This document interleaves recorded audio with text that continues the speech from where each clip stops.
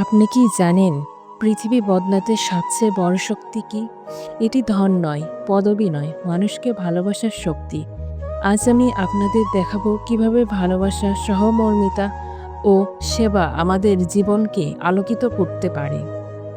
ভালোবাসা ছাড়া কাজ শুধু শব্দ।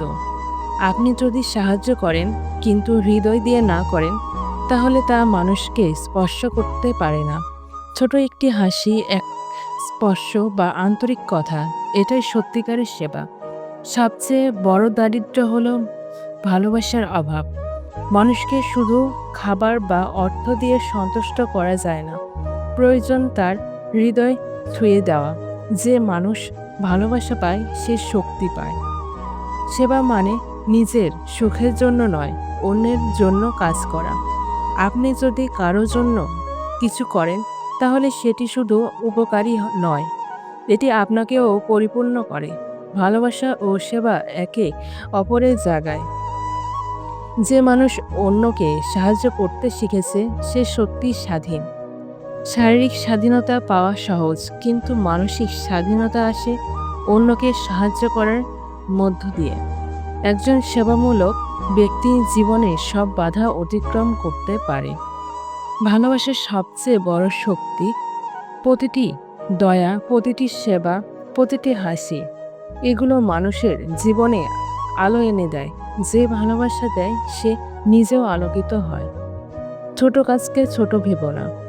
এক কাপ পানি, এক হাসি, এক বন্ধুর পাশে থাকা, সবকিছুই ছোট মনে হতে পারে, কিন্তু এগুলো মানুষকে জীবনের গভীর স্পর্শ করে।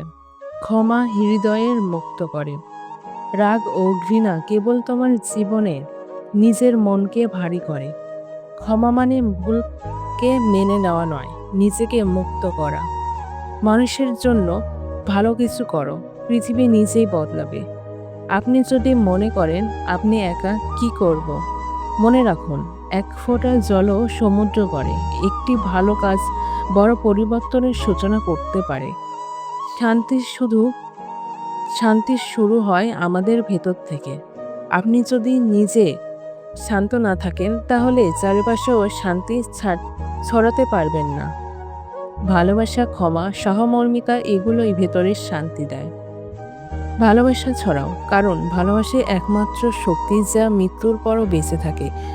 আমরা সবকিছু হারাই, পদবি, সম্পদ, সময়, কিন্তু আমরা যদি ভালোবাসি এবং দেই, তাহলে তা চিরকাল বাঁচে। কোনো কাজ ছোট নয় যদি তা ভালোবাসা দিয়ে করা হয়। একটি হাসি, একটি সহমর্মিতা, একটি হাতের সাহায্য, এগুলোই মানুষকে মানব করে তোলে। আপনি যদি জীবনকে আলোকিত করতে চান, ভালোবাসা দিন, সহানুভূতি দিন, অন্যকে সাহায্য করুন। এটাই প্রকৃত শক্তি, প্রকৃত শিক্ষা, প্রকৃত মানবিকতা।